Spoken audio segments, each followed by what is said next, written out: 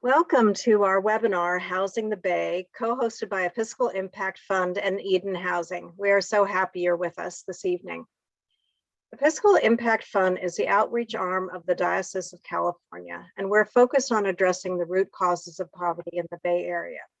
We believe that poverty and the housing crisis are inextricably linked, and that in order to address one, we have to address the other.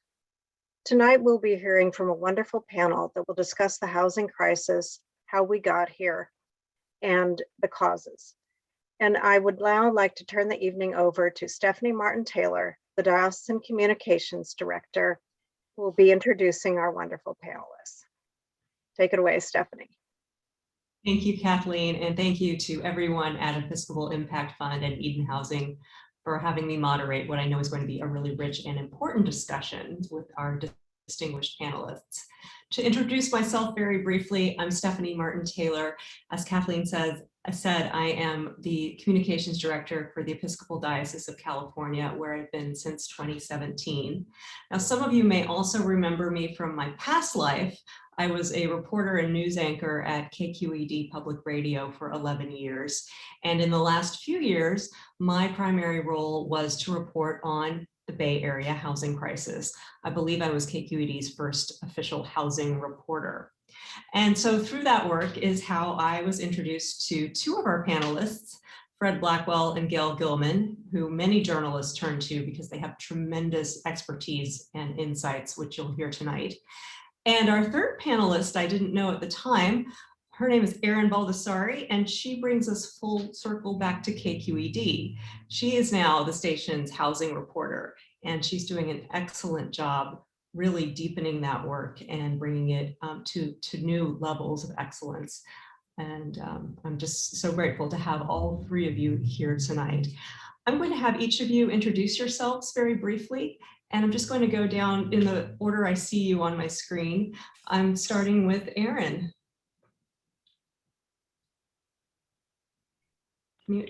Thank you so much for having me. I really appreciate it. I have a little bit of a wonkiness. I hope you all can see my video. I'm in an area with low bandwidth, so I'm trying to talk over a cell phone and use the video here. But Stephanie did a great introduction. I am a former print journalist turned radio journalist covering housing affordability in the Bay Area, and I'm so pleased to be here. Thank you so much for having me. Next up, we have Fred Blackwell. Hi, pleasure to be here. I'm Fred Blackwell. I'm the CEO of the San Francisco Foundation. We're the community foundation that serves the Bay Area. While we're called the San Francisco Foundation, we actually have a regional footprint in the Bay. In the East Bay, we're in Alameda and Contra Costa counties, and along the coast, we're Marin, San Francisco, and San Mateo counties. And for the last 5 or 6 years, we've been working under a North Star that is about creating a greater degree of racial equity and economic inclusion in the region. And once you take that issue up, you very quickly get yourself knee deep into the housing discussions and debates. It's a pleasure to be here. Look forward to the conversation. Thank you, Fred. Gail Gilman. Hi, thank you, Stephanie, so much, and a pleasure to be with all of you this evening. My name is Gail Gilman. I'm the Chief Strategy Officer at All Home California. All Home was launched right before the pandemic in October of 19 to bring a regional focus and direction to how the 9 Bay Area counties combat homelessness and also ensure housing security and economic mobility for the over 800,000 individuals and households in the Bay who are extremely low income. And I have about 25 years in the housing and homeless space as my personal background. Great, thank you. So first question is a big one, and I know each of you has a unique perspective. So we'll just go down the line and have each of you fill in this picture of what the current housing affordability landscape looks like in the Bay Area right now. And I thought, since Erin is the journalist and is reporting this from a bird's eye view and also looking at just numbers as well as individuals, I would start with you, Erin, and ask you, what is the landscape now? What does the housing crisis look like in the Bay Area from what you're seeing? Thank you, Stephanie. You know, what we're seeing is a growing divergence between lower income renters and higher income homeowners. You know, the pandemic has we were in a housing crisis before the pandemic hit, and the pandemic has only exacerbated that for many people, including people who didn't see themselves as low income prior to the pandemic and who suddenly found themselves out of work. You know, as a housing reporter, I often think about a Federal Reserve Bank study that looks at, you know, 37% of Americans are unable to pay for an unexpected $400 expense. So we're talking about car repairs or, you know, just any sort of unexpected hit. And, you know, 3 in 10 adults were unable to pay for monthly bills before the pandemic. And this was a year of emergencies for a lot of people, where the safety net that they had built for themselves turned out to be not as robust as they thought that it was going to be. And at the same time, the number of people who bought a second home across the country in 2020 doubled, or nearly doubled compared to the same time last year. So, home prices have reached record highs in California. We're talking about a median home price of over $800,000 for a home. And homes are, 70% of homes in May were going above asking price. So we're really at kind of a tale of two cities and two worlds, really, in terms of the housing market than we were a year ago. And this is only a widening of a trend that has been decades in the making. Fred, going to you, and I know you can also speak about it from a racial equity lens, through a racial equity lens. What are you seeing, and how would you describe this moment? Yeah, first of all, I agree with everything that Erin said in terms of the tale of two cities when it comes to the housing market. Maybe what I would add is that, what we're also seeing is that the housing crisis is not impacting everybody the same way. And so when you look at the encampments, when you look at the folks who are being pushed out of urban areas, places like San Francisco, Oakland, and to starting to widen out to some of our urban or kind of fringe communities or suburban communities, those are predominantly BIPOC communities. In places like Oakland, you have long-standing African-American communities and demographics that you see dwindling. In San Francisco, which once had a fairly significant Black population, there are no longer enough Black people in the city and county of San Francisco to fill what used to be Candlestick Park. And so I think that's another thing that needs to be looked at. It's not by accident that all this has happened. We can talk a little bit later about how we got here, but a part of the story about how we got here was through exclusionary and racist land use and zoning, decision-making and policy-making, and then a predatory housing market that disproportionately impacted African-American and Latinx families. And so this is not by accident that we see the demographics that we see when it comes to the folks who are disproportionately impacted by the housing market. But the other thing I would say is that, what we've also seen is the bottom drop out of what used to be a very strong safety net here in California and the nation in general. And so a lot of the reasons behind seeing people living in tents and the large numbers of folks who have become homeless is because we have allowed folks to convince us that somehow that safety net is going to an undeserving poor, and therefore have not had the political will to keep that safety net up. When the safety net frays, this is what we see. The bottom drops out and the bottom becomes much more low than it used to be in the past. And I know, Gail, from where you're sitting, you see the homeless side of things. And how would you talk about the housing crisis from where you're sitting in this particular moment in time?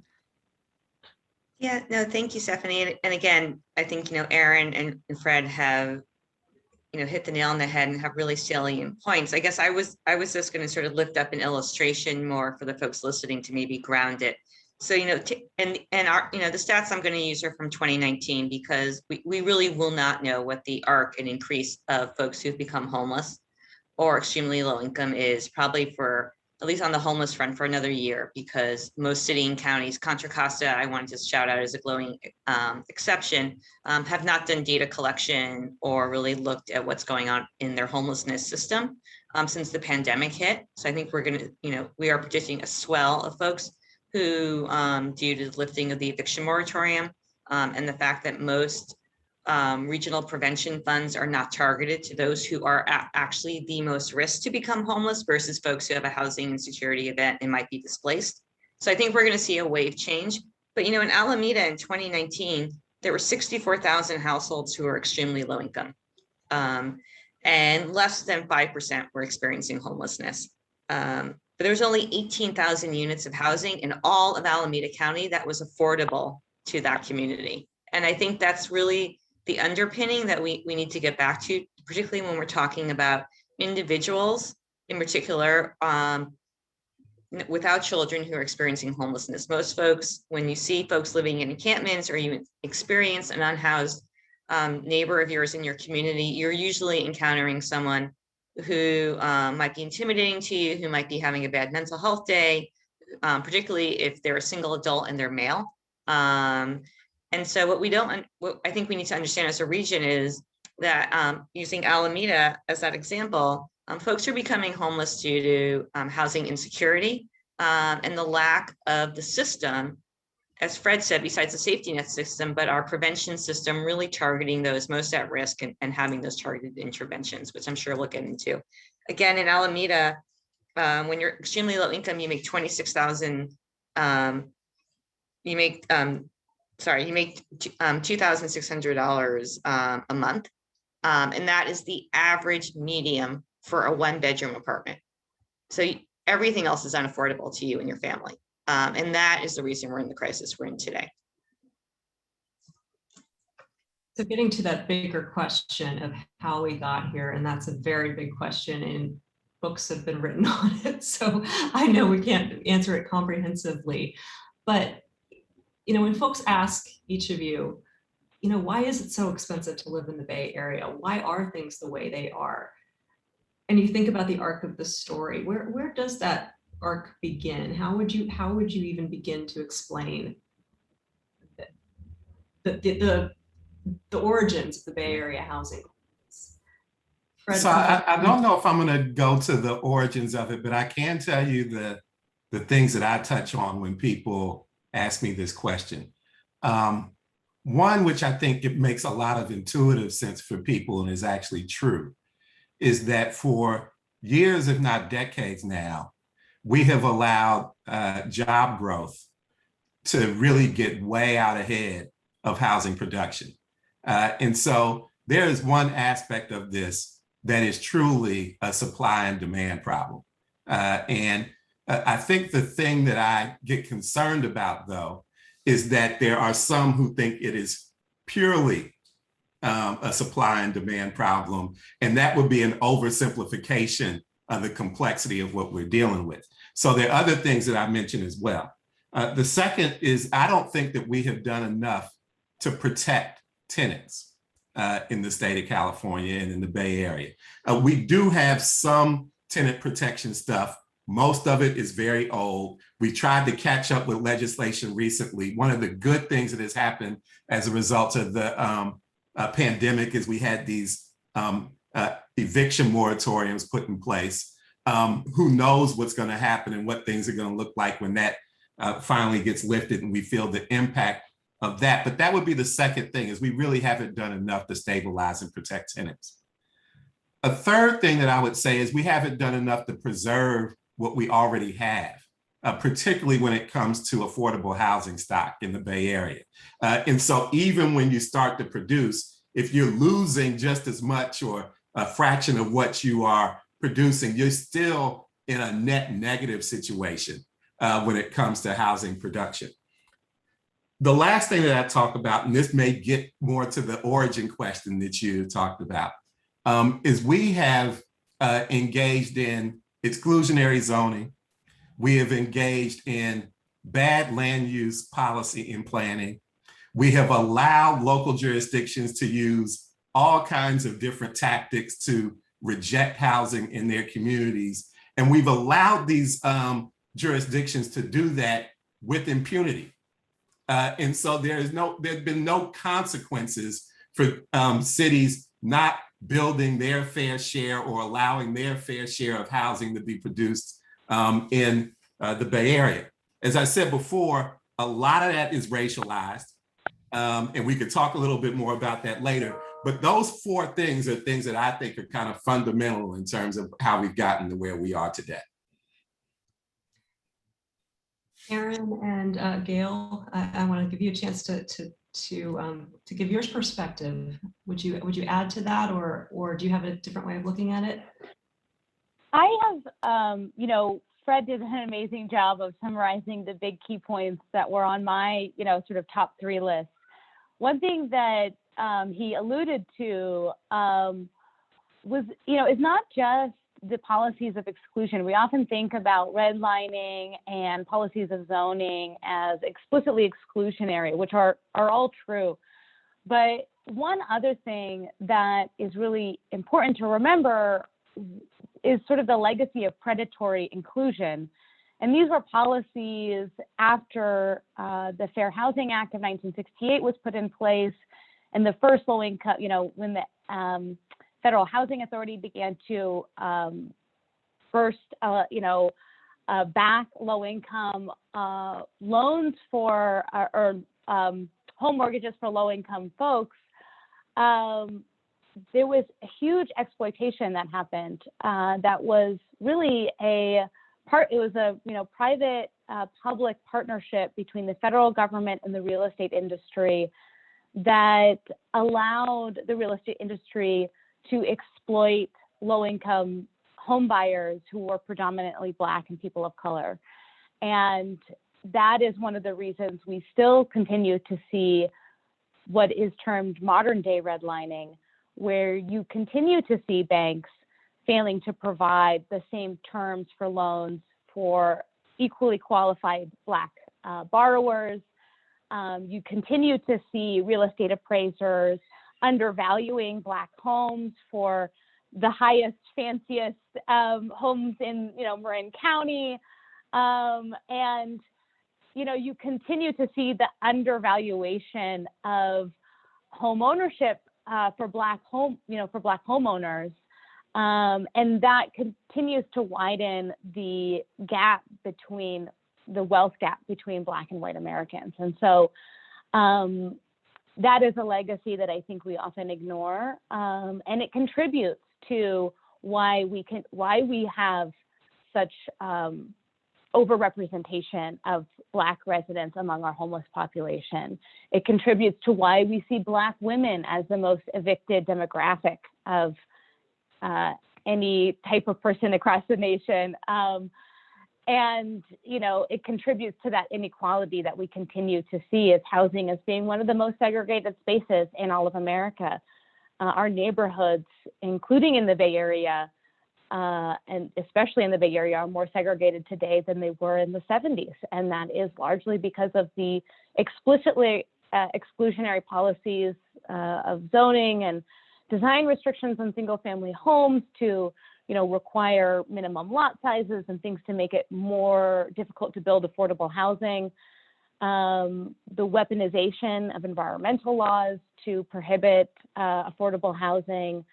And,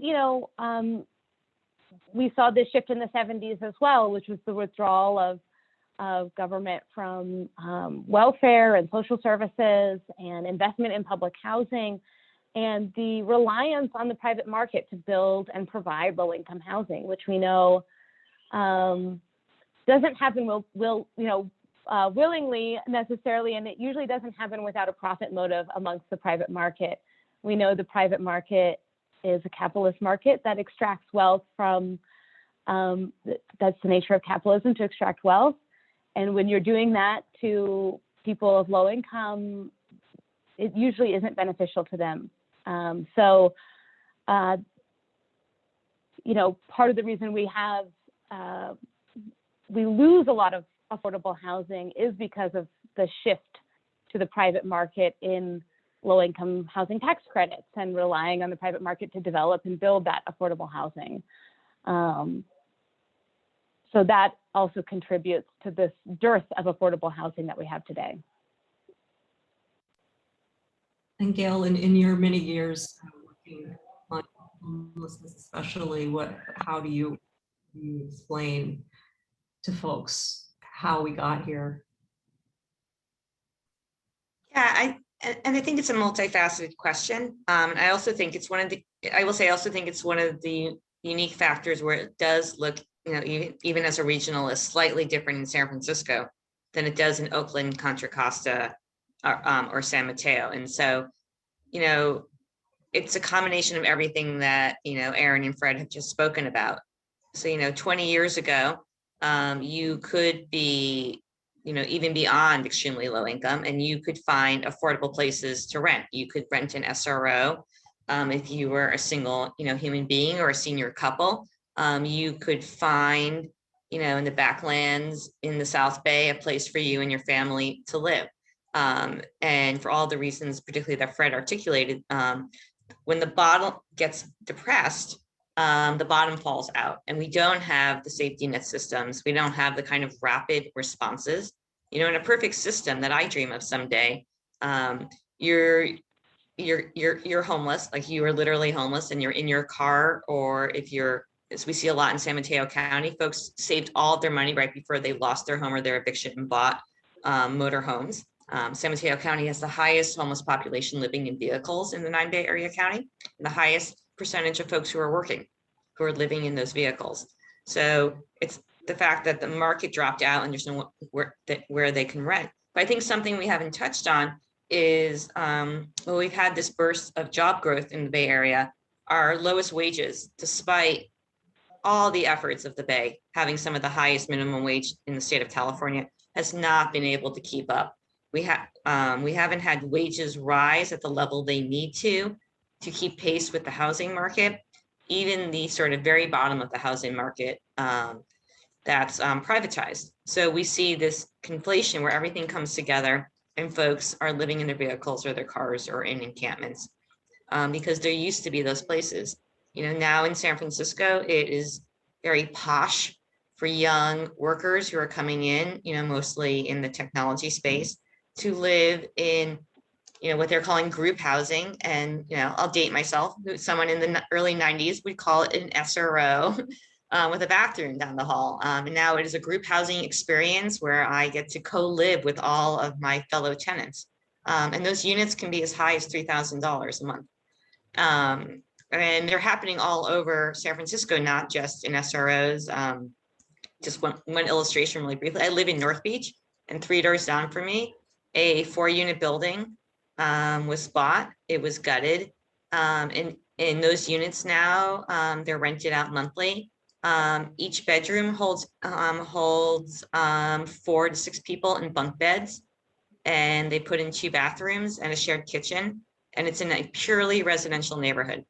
And it's been converted to group housing. And those were units that were housing families 15 years ago when I moved into that block. So I think it's sort of everything that Erin and Fred are illustrating about how the privatization and the housing shortage has sort of put the whole Bay Area on steroids when it comes to how folks are looking at the housing market and affordability. And one thing to add to what Gail is saying is that this also can lead to greater segregation, because as you siphon people who can, you're siphoning people economically into the neighborhoods where they can afford. And we know that race and wealth are linked in this country. So we tend to see people with lower incomes as BIPOC neighborhoods And it squeezes those neighborhoods into smaller and smaller spaces of where people of color can, or, really just based on what you can afford, like where you can live. So, or if you can live in California at all. So I think that's something to keep in mind, Sorry, and I think, Erin, I was just going to add, and I'm sure Fred will have better numbers, but I also think too, at least for folks who are experiencing, for our unsheltered brothers and sisters who are experiencing homelessness, that racial overrepresentation, so 5 times for Black Bay Area residents are 5 times overrepresented in the homeless population, 12% for Indigenous people, and 4.5% depending where you are in the Bay for the Latinx community. I think it also reinforces the stereotypes that leads to the crisis that we're in today, the crisis of not wanting to have a welfare state that goes to sort of undeserving people that Fred referenced, of not wanting to integrate communities, because particularly communities that who are not as integrated, as Erin said, they don't have as much experience, right? So when they go out in their day or they're having an experience, particularly if you drive by those encampments or you encounter someone, because of that overrepresentation of our BIPOC community, you're more likely to encounter someone who is BIPOC, a person, Black, Indigenous people of color. And that sets up a whole host of stereotypes that you wouldn't have if that person in that crisis looked like you. I want to keep building on this, but first I want to just tell everyone that there's at the bottom of your screen, you should see a chat box. We're going to have a Q&A for about 10 minutes toward the end of this call. So please go ahead and put your questions in the chat box and we will try to get to them with our panelists. On the subject of race, one thing that I find so interesting about all of this and tragic is that the public consciousness around it in the Bay Area.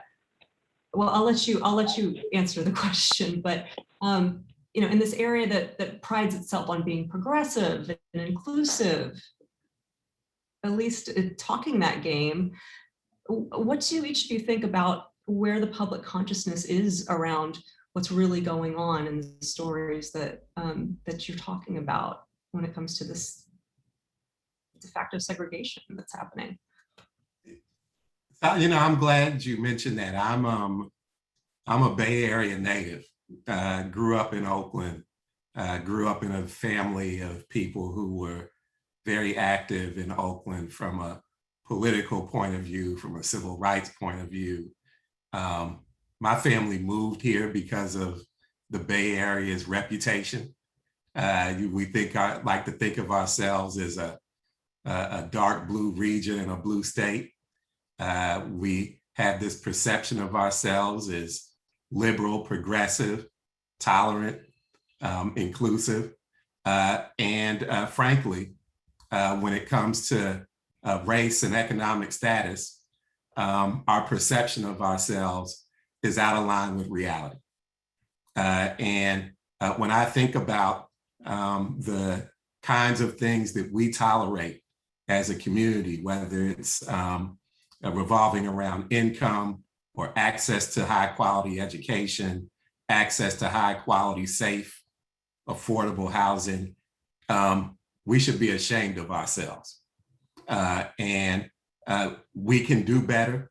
We know what better looks like, and we need to start putting our money, our attitudes, and our decision-making where our mouth is when it comes to actually living up to the reputation that we've built up for ourselves.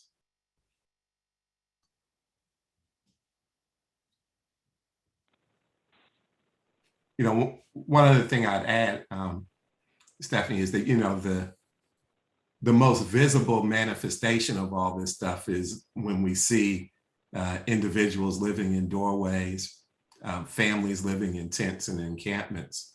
But there's a more invisible toll that this is taking in our community that is visible. You know, the folks who are really struggling to make ends meet in the Bay Area are sometimes the very people who have dedicated lives and careers to making the Bay Area a better place to live and work and play. Nonprofit professionals, first responders, teachers, you can go down the list. And so we're making it hard on the people who care about community the most. We also see, and I've had conversations with community members about this, increased levels of senior isolation because family members and friends can't afford to live close to seniors who may have purchased their home a long time ago or live in a rent-controlled unit. And so we also see that kind of fraying of community that is associated with this stuff as well. And so, like I said, there's some stuff that's visible, but there's also a very invisible but important toll that we are paying on this front as well. Yeah, I mean, I would just add that, you know, as much as there's a perception that the Bay Area is progressive and not racist, you know, it's, you don't have to go far from Berkeley to see the racism up front. I mean, I used to be a transportation reporter for the Mercury News and the East Bay Times, and I interviewed people at BART stations who said they wouldn't take BART because it went through Oakland and they didn't want to go around those people. And these are, you know, so-called liberals. So I think the racism is very apparent. And, you know, for folks who see themselves as a liberal and a progressive, I think there's a lack of understanding about the impact of policies and, you know, just the way that, for example, the neighborhood preservation ordinance in Berkeley is an incredibly powerful tool to stop development.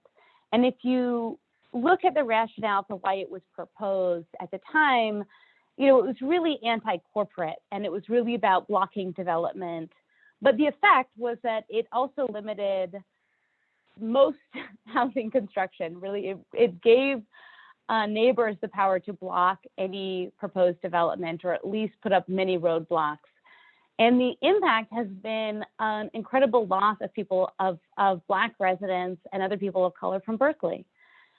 But if you go to meetings now, you know, I don't think you would see a lot of support for rolling that back, even though it has an incredibly detrimental effect in improving affordable housing. So I think there's just a lack of ownership or accountability in really seeing what the impact of these policies are. Probably because we don't do a lot of retrospection. You know, you know, governments are really good at passing policies, but less good at making sure that those policies actually work. And actually knowing what the goals of, stating clearly what the goals of certain policies should be and following through to ensure that they're achieving those goals. So, you know, I'm not sure what the solution to that is, except for, you know, electing folks who do want to, you know, state clearly what the goals of certain policies are going to be and then follow up with those goals. But Gail, going to you next. I want to give you a chance to add Yeah, anything. I feel like, you know, you have three panelists who I think share a worldview. So I don't think we diverge that much. What I was going to say, though, is I do think, you know, which might be leading to, you know, future conversations for tonight, is I do actually think there's some hope. You know, the Bay Area, the state of California, does a housing, you know, needs assessment, job linkage assessment, and the cities and the counties will be receiving from the state sort of what their goals for production is at all levels, you know, and all home actually, you know, Fred said this earlier, we need production at all levels. We definitely need it at moderate to extremely low income, and extremely low income housing is the least housing that's produced when you look, and I think you have up on your website some information we gave you when you look at housing production. We've overprescribed for high net individuals in the Bay. And then as you go down the income scale, we've produced less in the last 20 years. But the RENA goals that are going to come out are hefty and strong. There's some teeth for the first time ever at the state level to enforce them. And the Bay Area as a whole has filed 37 appeals to the RENA goals, and 28 of them come from Marin County, which I think would tout itself as one of the most progressive communities of all of the 9 Bay Area counties.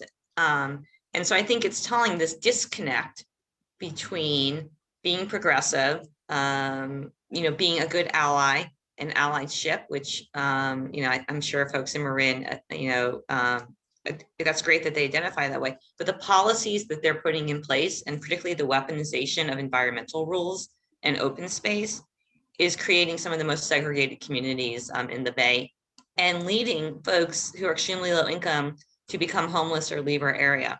And so, and it has economic impact of workers shortages.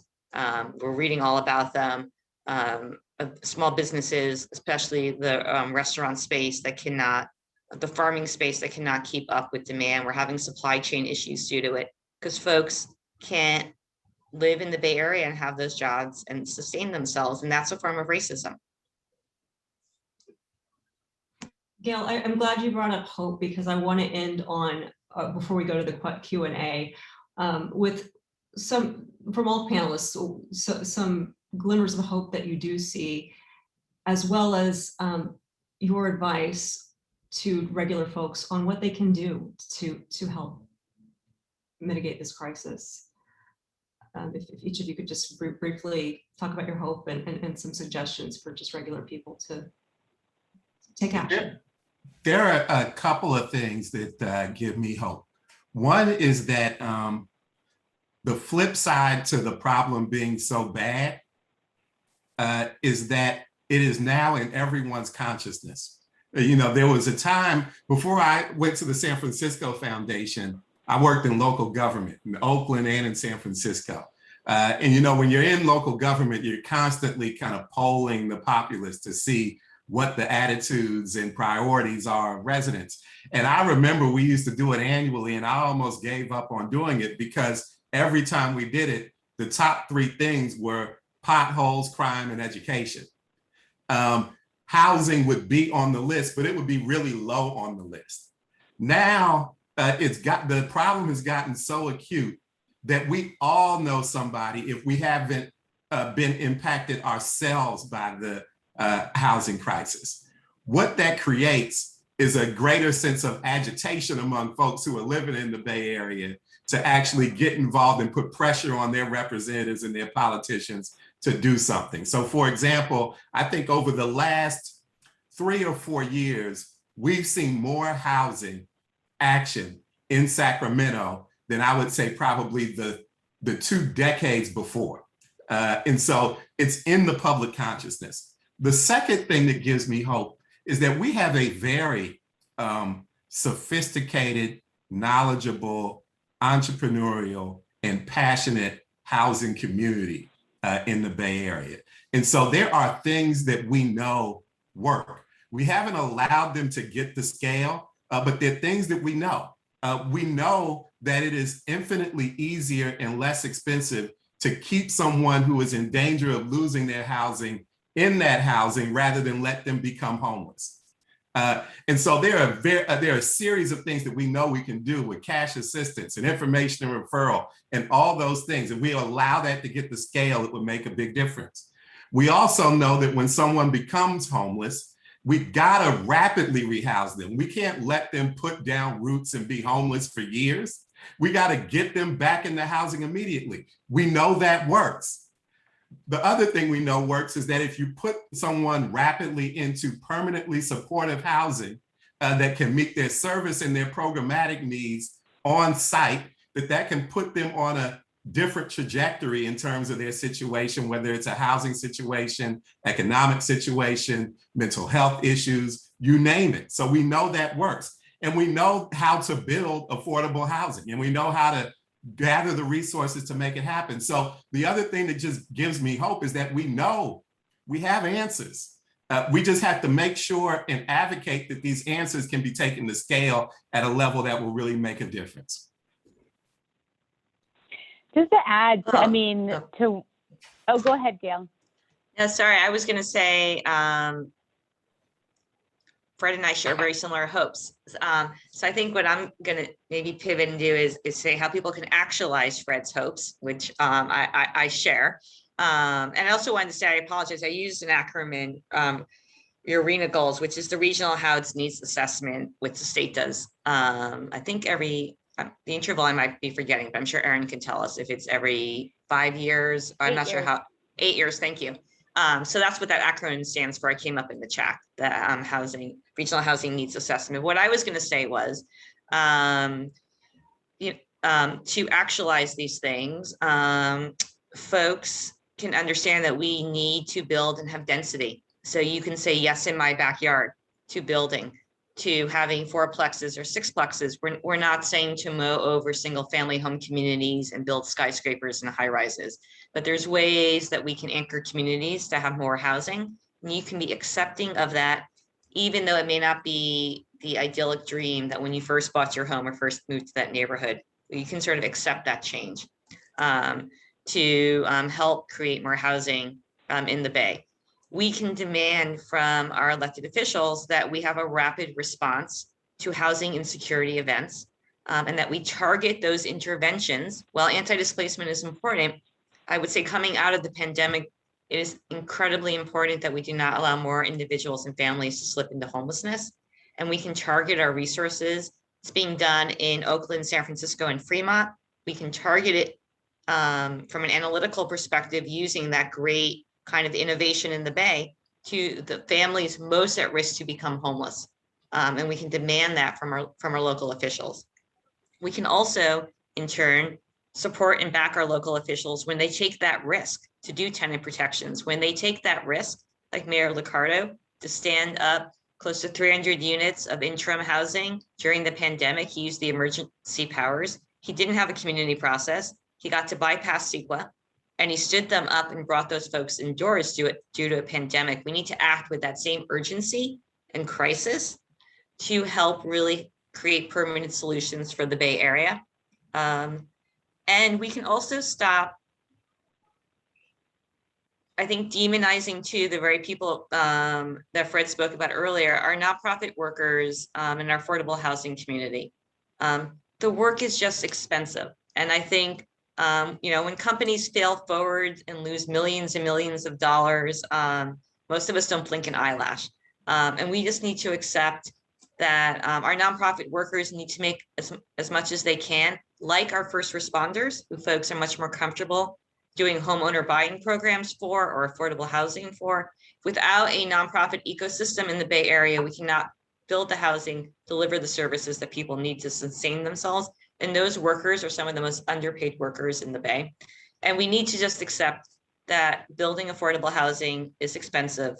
But as Fred said, it's far less expensive to preserve affordable housing stock, about $100,000 to $150,000 per unit to preserve it. And at its most expensive end, $80,000 to keep someone in their home and never have them enter homelessness, instead of, as we know, over $500,000 to build an affordable housing unit. So I think there's things we know, we just need to make the right investments, encourage our elected officials, and have their back when folks are unhappy with those decisions. Some of this is already happening. I mean, we have had an eviction moratorium for 16 months now in California, which is unprecedented. I mean, this would never have happened without the pandemic. This is wild stuff. We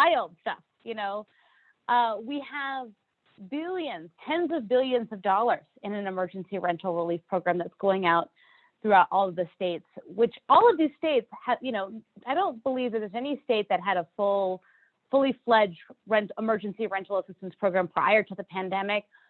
Every state will have one now. And there is legislation in Congress to approve ongoing funding for emergency rental assistance. Gail mentioned the programs in Oakland and San Francisco, and there's other cities that have done this across the country.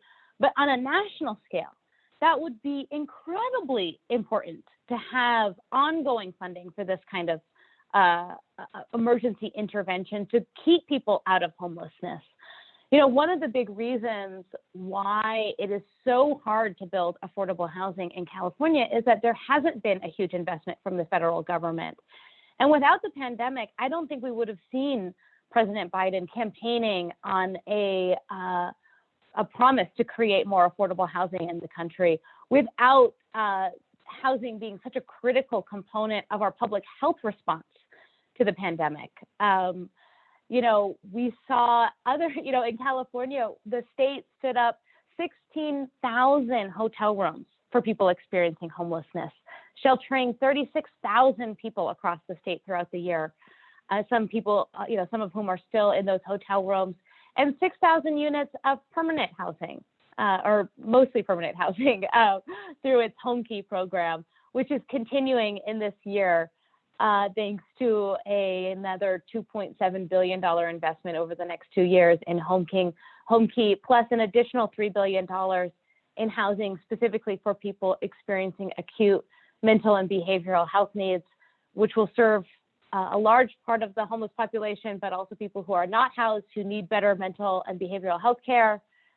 You know, so there are a lot of things that have happened as a result of the pandemic to be incredibly hopeful about and to feel incredibly proud of as Californians, as Americans. The question is, how much of this can we sustain moving forward? And I do think that there is an appetite to sustain these programs. You know, there's a push right now in the city of Fresno for a right to counsel, to allow tenants facing eviction access to legal counsel. This is something that folks in San Francisco have, but not in many other places. And this is a city that is bearing all of the, it's really at the intersection of really rapidly rising rent prices and home prices, a very low income, you know, working class population that does not get paid very much to be able to afford these rising home prices. So I think we're seeing activism in unlikely places. We've seen a lot of tenants come together. And as Fred said, you know, there's just a lot of attention being paid right now to the importance of housing. So I think that's something to be hopeful about. And my one plug for what you can do, especially if you own your home and have a little bit of a backyard space, you know, build an ADU, build a granny unit, a backyard cottage, you know, in-law unit. You can build up to 2 of, you know, different sizes in your backyard, rent that out to some, you know, your local kindergarten teacher or barista or whoever, and you know, you will be able to recoup those costs over the long term. This is the kind of density that we need, is these backyard cottages to allow our public transit to work better.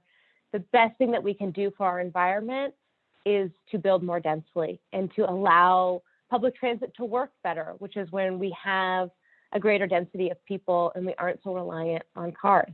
So you too can be part of the change if you have property.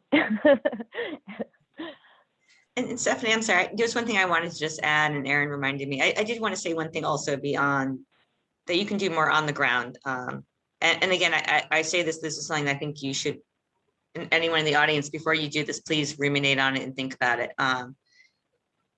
So when I was in a formal role before I was at All Home, one of the most heartbreaking stories I was ever told, I ran a very large nonprofit that was the largest developer and operator of supportive housing in San Francisco, was meeting a gentleman when we were running a navigation center who said when he came inside with us, it was the first time in 8 days that anyone spoke to him, that he had sat quietly panhandling on the Embarcadero and not one person spoke to him or made eye contact with him until that outreach worker brought him to come move into the navigation center. And then he became a resident of Community Housing Partnership. So what I would say is, if you feel safe and if it's in your comfort zone, make eye contact and simply say, I'm really sorry I can't help you today. Or I really hope you have a good day. Because that contact, that human connection, I think no matter who we are as a society, as humans on this planet, To me, I think we all have three things. We want to feel belonging, we want to feel love, and we want to have our basic needs met. And when you're experiencing homelessness, all of those three things sometimes are ripped away from you. So you can do something to bring a little hope to someone on a personal level, as well as providing cover politically for our electeds to do the right thing. Thank you. And I want to get to at least one or two questions. I think your last answer, Gail, segues well into this particular one, which is about faith-based organizations. How can faith-based organizations contribute to helping solve this crisis?